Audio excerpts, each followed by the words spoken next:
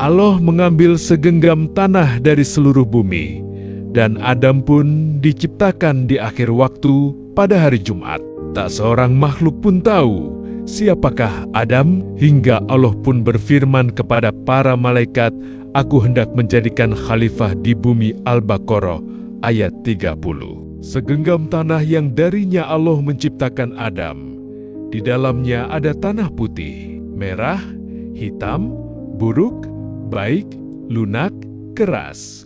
Allah kemudian membasahi segenggam tanah itu hingga menjadi tanah yang lengket. Setelah itu Allah membentuk wujud manusia hingga menjadi jasad dari tanah liat. Allah kemudian membiarkannya hingga menjadi lumpur hitam dan diberi bentuk. Wujud tersebut tetap dibiarkan hingga menjadi kering dan menjadi tanah liat kering. Selanjutnya bagian yang pertama diciptakan adalah tulang ekor atau ajbut zanab. Karena itulah tanah tidak dapat memakan tulang ekor tersebut.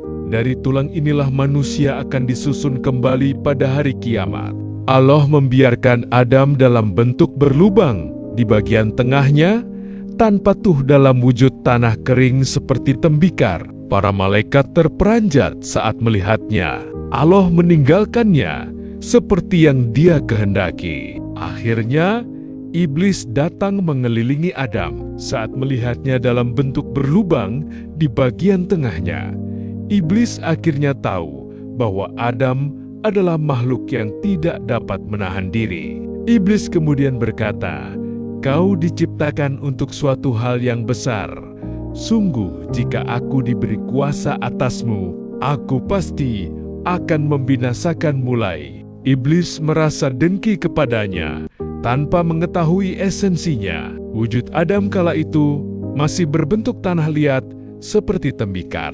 Sebuah pemandangan besar yang mengundang rasa heran. Tingginya 60 hasta dan banyak bulunya, seperti pohon kurma yang tinggi. Disebutkan dalam hadis Abu Hurairah bahwa Nabi bersabda, "Sungguh Allah menciptakan Adam dari tanah, lalu menjadikannya tanah liat, kemudian membiarkannya.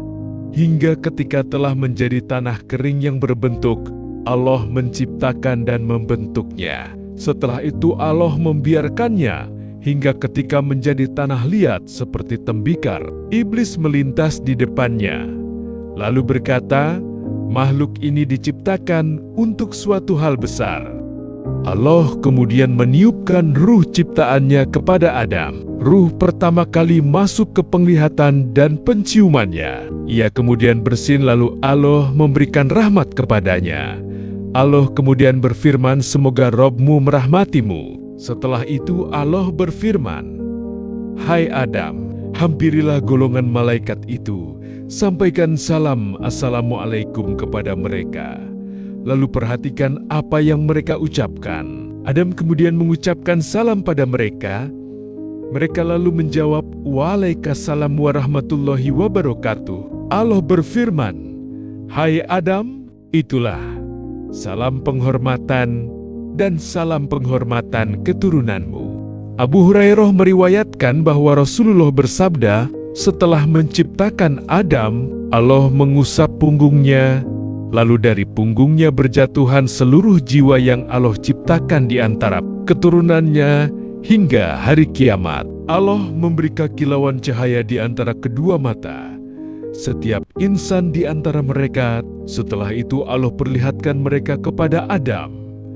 Adam bertanya, "Ya Rob, siapa mereka itu?" Allah menjawab, "Mereka itu keturunanmu." Adam melihat seseorang lalu kagum pada kilauan cahaya yang ada di antara kedua matanya. Adam bertanya, "Ya Rob, siapa dia?" Allah menjawab, "Seseorang yang berasal dari salah satu umat terakhir keturunanmu. Namanya Daud." Adam bertanya, "Ya Rob, berapa usia yang engkau berikan padanya?" Allah menjawab, 60 tahun. Adam berkata, "Ya Rob, tambahkan 40 tahun dari usiaku untuknya." Saat usia Adam habis, malaikat maut datang menghampiri Adam, lalu berkata, "Bukankah usiaku masih tersisa 40 tahun?" Malaikat maut menjawab, bukankah sudah kamu berikan kepada anakmu Daud?" Adam mengingkari hal itu, hingga akhirnya keturunannya pun memiliki watak mengingkari. Adam lupa, hingga anak keturunannya juga memiliki watak lupa. Adam keliru, hingga anak keturunannya juga keliru.